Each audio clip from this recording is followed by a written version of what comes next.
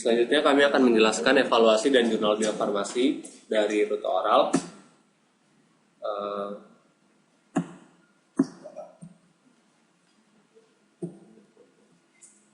Yang pertama, evaluasi biofarmasi. Evaluasi biofarmasi sediaan oral pada presentasi kali ini dibagi menjadi 3. Yang pertama, uji disolusi, uji absorpsi, dan BABE atau bioakuabilitas dan bioekivalen. Uji disolusi akan dijelaskan oleh Rati Kumala dan Fajar Anggoro.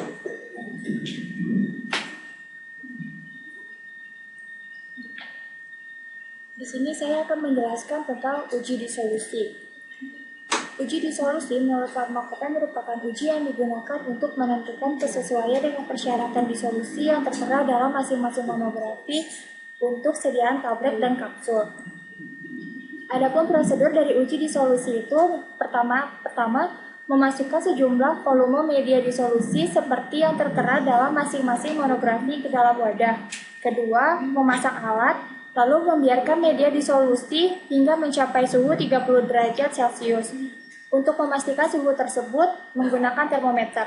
Setelah suhu mencapai 30 derajat Celcius, termometer kemudian diangkat. Setelahnya, memasukkan 1 tablet atau 1 kapsul ke dalam alat. Kemudian menghilangkan gelembung udara dari permukaan sediaan yang diuji dan segera jalankan alat pada laju kecepatan masing-masing yang tertera dalam monografi. Dalam interval waktu yang ditetapkan atau pada tiap waktu yang dinyatakan. Ambil cuplikan pada bagian pertengahan antara permukaan media disolusi dan bagian atas dari keranjang berputar atau daun dari alat gayung, tidak kurang 1 cm dari dinding wadah. Kemudian lakukan penetapan seperti yang tertera dalam masing-masing monografi. Selanjutnya adalah interpretasi hasil dari uji disolusi ini. Kecuali dinyatakan lain dalam masing-masing monografi, persyaratan dipenuhi bila jumlah zat aktif yang terlarut dari sediaan yang diuji sesuai dengan tabel penerimaan. Lanjutkan pengujian sampai 3 tahap kecuali bila hasil pengujian memenuhi tahap S1 atau S2. Harga Q adalah jumlah zat aktif yang terlarut seperti yang tertera dalam masing-masing monografi. Dinyatakan dalam persentase kadar pada etiket, angka 5% dan 15% dalam tabel adalah persentase kadar pada etiket. Dengan demikian mempunyai arti yang sama dengan Q. Berikut adalah interpretasi hasilnya menurut tabel. Pada tahap S1, jumlah tablet yang diuji adalah 6, dengan kriteria penerimaan tiap unit sediaan tidak kurang dari Q plus 15%. Pada tahap S2, dengan jumlah yang diuji adalah 6 tablet, rata-rata dari 12 unit S1 plus S2 adalah sama dengan atau lebih besar dari Q dan tidak satu unit pun yang lebih kecil dari Q tambah 15%. Pada tahap S3, jumlah yang diuji adalah 12 tablet, rata-rata dari 24 unit S1 plus S2 plus S3 adalah sama dengan atau lebih besar dari Q. Tidak lebih dari 2 unit sediaan yang lebih kecil dari Q tambah plus 15% dan tidak satu unit pun yang lebih kecil dari Q plus 25%.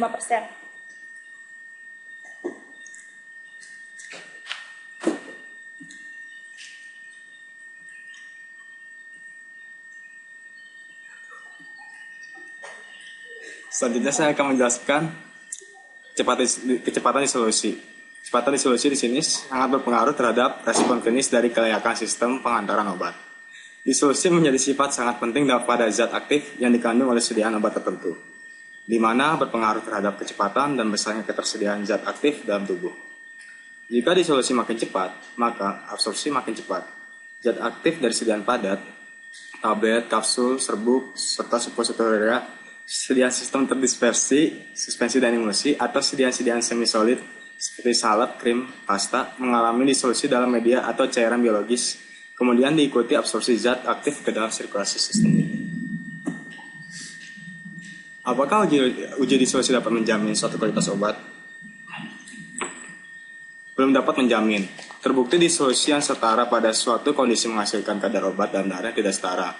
Uji disolusi dapat menggantikan uji bioekuivalensi jika ada korelasi in vitro, in vivo yang baik. In vitro, in vivo correlation. Setidaknya ada 3 batch berbeda untuk pengujian in vivo maupun in vitro. Jika masing-masing batch memperlihatkan perbedaan pada penampilan in vivo, maka kondisi pengujian in vitro dapat dimodifikasikan menyelesaikan dengan data in vivo agar tercapai in vitro, in vivo yang baik. Jika tidak, terdapat perbedaan pada penampilan in vivo dari masing-masing batch, Dan bila penampilan in vitro memberikan perbedaan, maka dimungkinkan untuk memodifikasi kondisi pengujian agar tercapai penampilan di solusi yang sama dengan batch yang diuji pada in vivo. Selanjutnya, pengembangan dan penggunaan uji disolusi in vitro untuk mengevaluasi dan menggambarkan disolusi dan absorpsi in vitro bertujuan untuk 1. Untuk mengetahui kepentingan bahwa sifat-sifat fisikokimia yang ada dalam model disolusi dapat berarti atau berpengaruh dalam proses in vivo apabila dikembangkan suatu model yang berhasil meniru situasi in vivo. 2. Untuk menyaring zat aktif penting dikaitkan dengan formulasinya dengan sifat disolusi dan absorpsinya sesuai. 3. Sistem uji disolusi in vitro dapat digunakan sebagai prosedur pengendalian mutu untuk produk akhir. 4. Menjamin kesetaraan hayati atau bioekivalen dari batch yang berbeda dari bentuk persediaan solid apabila korelasi antara sifat disolusi dan ketersediaan hayati telah ditetapkan. 5. Metode yang baik sekali dan handal untuk memantau proses formulasi dan manufaktur. 6. Penetapan kecepatan disolusi intrinsik berguna untuk mengetahui sifat disolusi zat aktif yang baru. Yang terakhir, agar sistem disolusi in vitro bernilai, maka sistem harus meniru secara dekat sistem in vivo sampai tingkat in vitro in vivo yang konsisten tercapai. Oleh karena itu, keuntungan dalam biaya, tenaga kerja, kemudahan dapat diberikan dengan penggunaan sistem.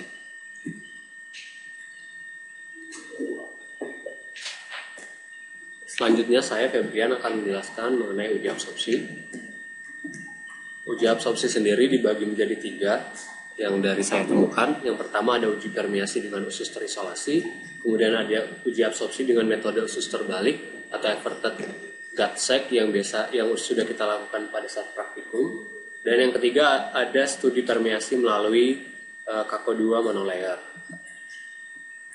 Pada uji permeasi dengan usus terisolasi, yaitu memiliki syarat di mana membrannya harus terjaga viabilitasnya selama proses uji sehingga dapat diperoleh reprodusibilitas dan validitas eksperimen yang baik.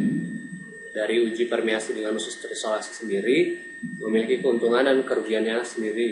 Yang keuntungannya yang pertama yaitu dapat memprediksi transport in vivo tanpa menggunakan metode in vivo. Terus sehingga dapat mengurangi kebutuhan studi in vivo dengan hewan dan manusia. Kemudian ini juga bekerja langsung pada organ utuh tempat fungsi sel-sel fisiologis berada. Kan tetapi ada kerugiannya karena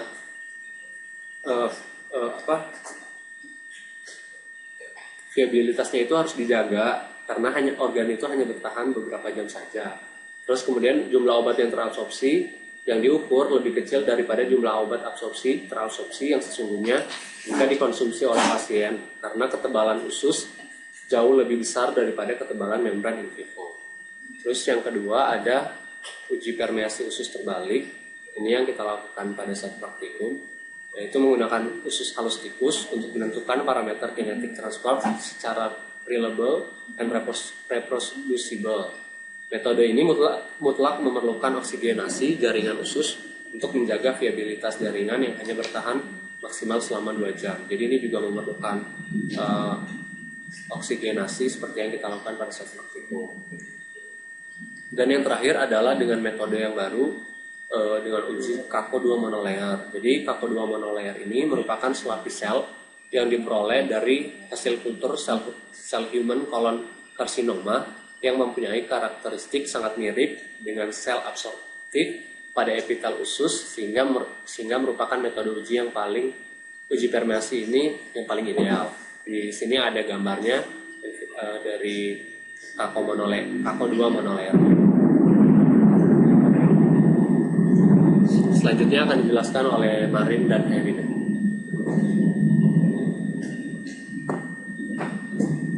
Ya, di sini saya Marina Marvianti akan menjelaskan mengenai uji bioavailabilitas. Sebelumnya, uji bioavailabilitas sendiri itu merupakan kecepatan dan jumlah obat yang mencapai sirkulasi sistemik secara keseluruhan yang menunjukkan kinetik dan perbandingan zat aktif yang mencapai peredaran darah terhadap jumlah obat yang diberikan. Bioavailabilitas sendiri itu dibedakan menjadi 2 macam, diantaranya ada bioavailabilitas absolut dan juga bioavailabilitas relatif. Bioavailabilitas absolut adalah bioavailabilitas zat aktif yang mencapai sirkulasi sistemik dari suatu sediaan obat dibandingkan dengan bioavailabilitas zat aktif tersebut dengan pemberian intravenus. Sedangkan bioavailabilitas relatif merupakan bioavailabilitas zat aktif yang mencapai sirkulasi sistemik dari suatu sediaan obat dibandingkan dengan bentuk sediaan lain selain sediaan intravenous. Di sini merupakan profil dari konsentrasi obat dalam darah dan waktu dari obat yang diberikan. Di sini ada hal-hal yang paling penting yang dalam menaksir ketersediaan hayati. Yang pertama adalah konsentrasi puncak, waktu untuk konsentrasi puncak, dan juga AUC atau area under curve. Untuk konsentrasi puncak sendiri itu menggambarkan konsentrasi dari obat tertinggi dalam sirkulasi sistemik. Sedangkan untuk Tmax ini menggambarkan lamanya waktu tersedianya untuk mencapai konsentrasi puncak dari obat dalam sirkulasi sistemik. Sedangkan AUC merupakan total area di bawah kurva konsentrasi versus waktu yang menggambarkan perkiraan jumlah obat yang berada dalam sirkulasi sistemik. Nah, selanjutnya untuk uji bioavailabilitas itu sendiri, jadi sebelum melakukan uji ini itu dilakukan uji disolusi terbanding, yaitu dengan memakai beberapa titik waktu pengambilan sampel. Nah, di sini biasanya yang dibandingkan adalah profil disolusi dari sediaan uji dengan sediaan pembanding pada pH 3 pH yang berbeda, yaitu 1,2, 4,5, dan 6,8 pada waktu pengambilan sampel, yaitu 10, 20, 30, 40, 50, dan 65. Kemudian hasil ujinya itu dihitung faktor similaritasnya. Ini merupakan rumus dari faktor similaritasnya, di mana apabila nilai F2-nya itu 50 atau lebih besar, maka menunjukkan bahwa terdapat kesamaan atau ekivalensi kedua kurva yang berarti mempunyai kemiripan profil disolusi dari kedua produk. Sedangkan jika produk kopi atau produk pembanding memiliki uji disolusi yang cepat larut dalam waktu kurang dari 15 menit, maka dalam ketiga media tersebut uji disolusi tidak perlu dilakukan. Bioavailabilitas sendiri ini diukur secara in vivo dengan menentukan kadar plasma obat pada keadaan steady state atau keadaan tunak. Pada keadaan ini terjadi kesetimbangan antara kadar obat di semua jaringan tubuh dan kadar obat di plasma relatif konstan karena jumlah obat yang diabsorpsi dan dieliminasi itu akan sama. Nah, di sini umumnya ada dua korelasi yang baik antara kadar plasma dan efek terapi dari suatu obat. Di sini ada dua faktor yang tergantung. Yang pertama adalah faktor obat dan yang kedua adalah faktor pengguna obat. Untuk faktor obat sendiri itu diantaranya ada kelarutan obat, ukuran partikel, bentuk fisik obat, dosage form, teknik formulasi, dan juga excipient. Sedangkan untuk faktor pengguna itu yaitu umur, berat badan, luas permukaan tubuh, kemudian ada waktu dan cara obat diberikan, kecepatan pengosongan lambung, dan juga gangguan hepar dan ginjal, serta interaksi obat lain. Nah, di sini pengaruh formulasi terhadap bioavailabilitas obat juga tampak pada beberapa tahap proses, dari mempengaruhi kecepatan absorpsi obat dari sediaan tablet atau kapsul yang dapat digambarkan sebagai berikut. Nah, di sini dalam gambar ini terlihat bahwa sediaan mengalami proses pemecahan atau disintegrasi menjadi granul-granul. Kemudian diikuti dengan pelepasan zat aktif dari granul atau diagregasi dan juga larut pada cairan usus atau disolusi untuk kemudian diabsorpsi. Nah, zat pengisi, pengikat, pembantu disintegrasi, dan pewarna juga dapat mempengaruhi kecepatan disolusi obat. Dengan demikian, akan mempengaruhi bioavailabilitas obat tersebut.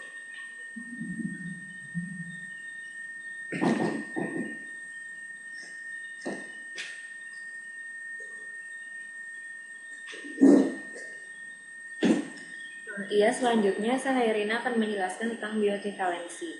Bioequivalensi obat dikatakan bioekivalen apabila suatu sediaan yang laju dan jumlah absorpsinya tidak berbeda secara bermakna apabila diberikan dalam dosis dan kondisi percobaan yang sama.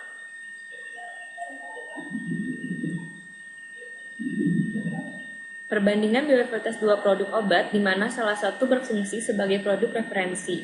Produk referensi adalah produk pemula atau pionir, sedangkan produk uji umumnya adalah sediaan generik atau sediaan bermerek yang baru.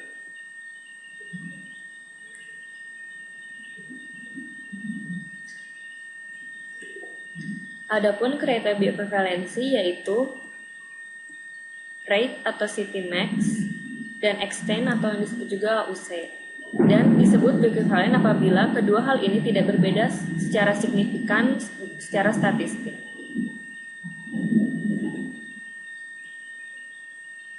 Asumsi dasar dari bioekuivalensi yaitu ketika dua produk bioekuivalens, ekuivalen secara terapeutik dan dapat saling menggantikan dalam terapi. Adapun persyaratan FDA-nya atau food drugs yaitu food drugs analysis, ekuivalen farmaseutis, bioekuivalen sesuai standar kompendia tentang potensi, kemurnian, kualitas dan identitas, pemberian label yang baik, dan diproduksi mengikuti kaidah CGMP. Pada uji bioekuivalen ini, terdapat beberapa metode. Yang pertama ada desain, yaitu yang melibatkan ahli statistik, farmakokinetik, dokter, dan analisis. Kemudian protokol studi, batasan etik untuk studi pada manusia, dan sediaan yang serupa, yaitu dosis dan rute pemberian yang sama. Kemudian metode analisisnya yang akurat, sensitif, dan spesifik. Studi bioavailabilitas memerlukan juga analisis metabolit utama. Kemudian formulasi standar yaitu reference, inovator produk yang telah dipasarkan dan memiliki data valid tentang efikasi dan keamanannya. Kemudian persyaratan khusus untuk sediaan lepas terkontrol, yaitu kita akan menguji apa? Yang pertama mekanisme liberasi obat sesuai klaim, dose dumping, steady state antara dengan produk normal, profile PK konsisten di antara individual tablet. Kemudian produk kombinasi beberapa obat, menguji apakah kecepatan dan level bioavailabilitas tiap komponen setara dengan profil bioavailabilitas individual obat tersebut.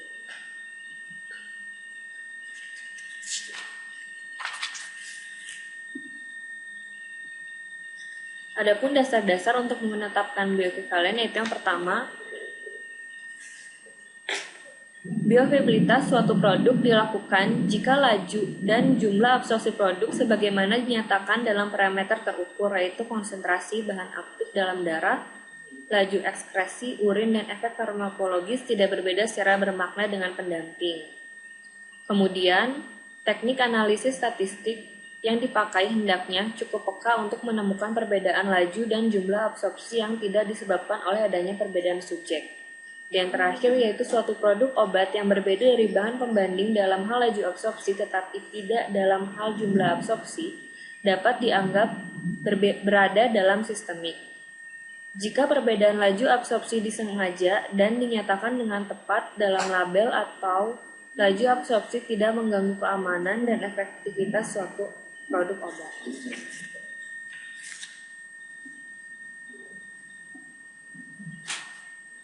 Di sini ada cara untuk penentuan bioekuivalensi yaitu dengan kriteria farmakokinetikanya yaitu AUC dan Cmax.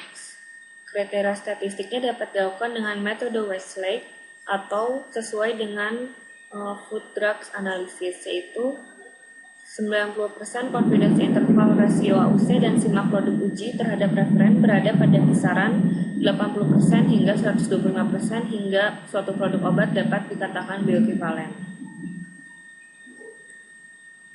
Di sini ada jurnal tentang perbandingan obat metronidazole generik dengan patennya yang dibandingkan dengan metode uji disolusi.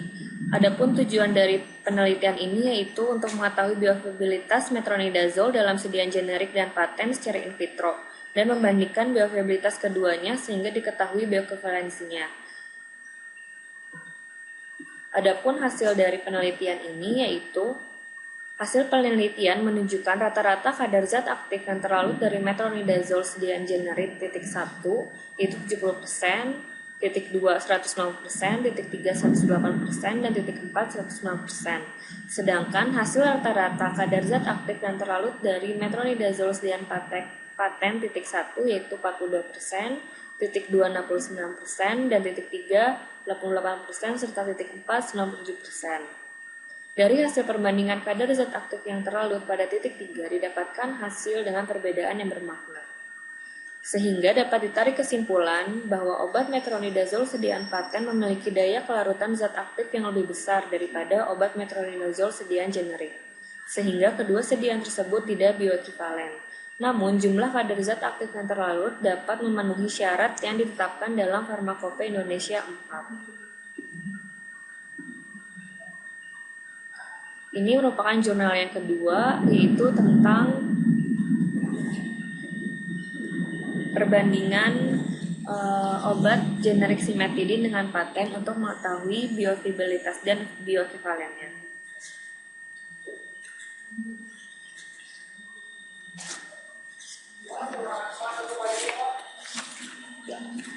Adapun hasil dari penelitian ini yaitu didapatkan bahwa obat simetidin sediaan paten memiliki daya kelarutan zat aktif yang lebih besar daripada obat simetidin sediaan generik. Dengan implikasi obat simetidin sediaan paten mempunyai bioavailabilitas yang lebih tinggi dibanding sediaan generiknya. Dan kedua obat tidak bioekivalen. Namun, simetidin sediaan generik tetap memenuhi standar sesuai Farmakope Indonesia.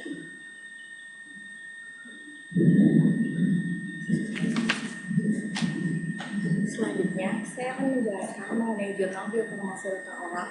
Nama saya Tindakan Mikrosimedisi. Jurnal yang saya dapatkan berjudul Pengembangan Sediaan dengan Pelepasan Dimodifikasi Mengandung Furosemid sebagai Model Zat Aktif Menggunakan Sistem Mukoadhesif. Berikut abstraknya.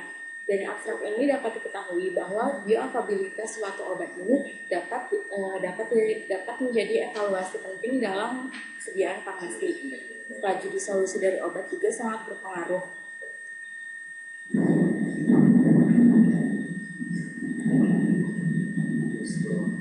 Berikut ini akan saya jelaskan beberapa pengertian dari furosemid.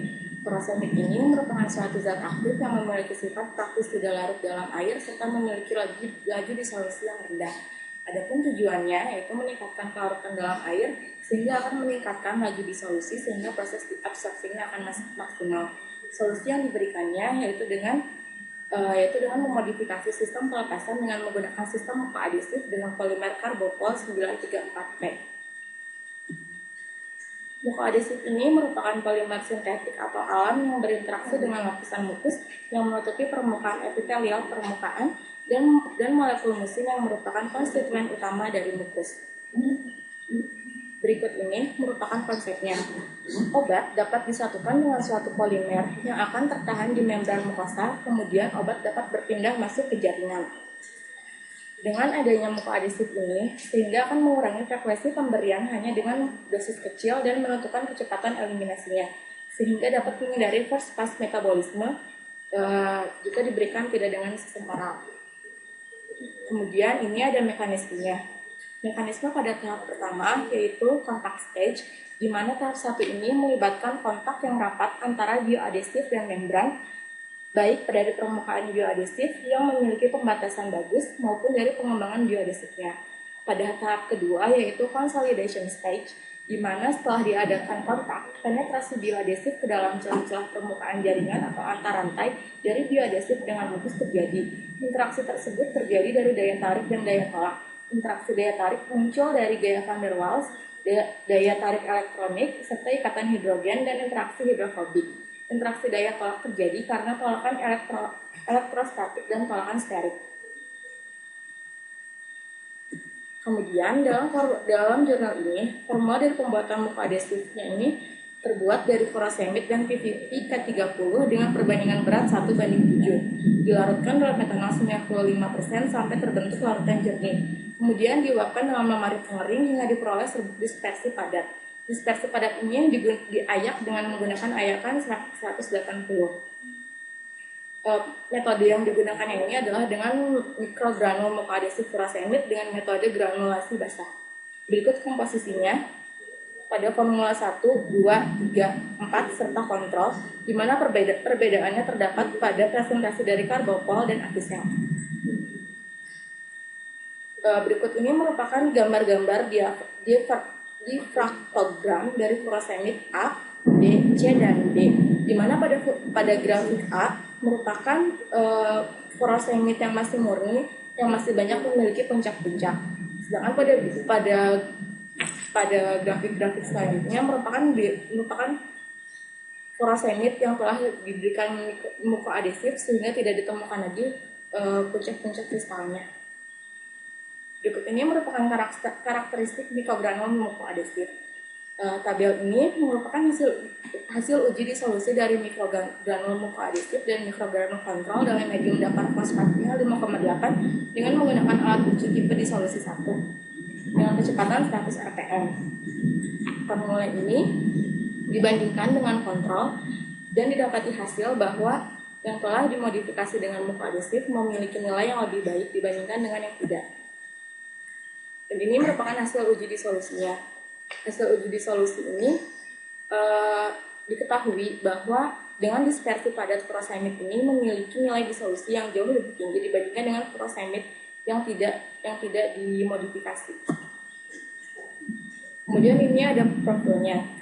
Profil furosemid, dispersi padat, mikrogranul mukoadesif dan mikrogranul kontrol dalam media fosfat berdasar fosfat pH 5,8 dengan menggunakan alat disolusi tipe 1 dengan kecepatan 100 rpm.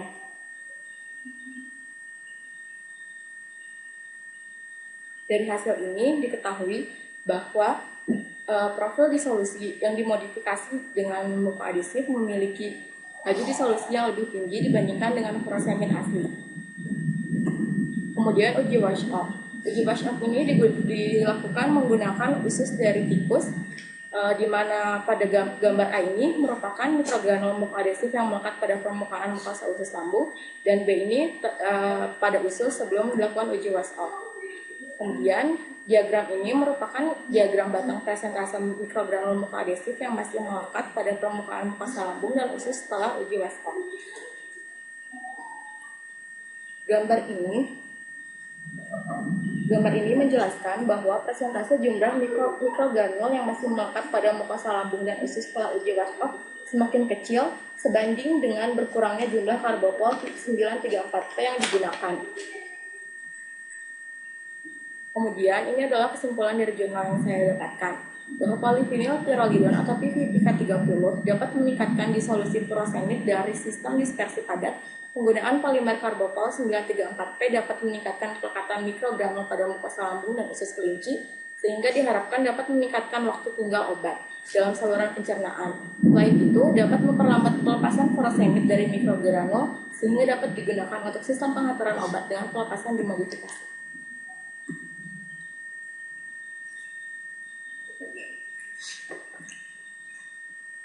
Sekian presentasi dari kelompok kami dari bagian evaluasi dan jurnal.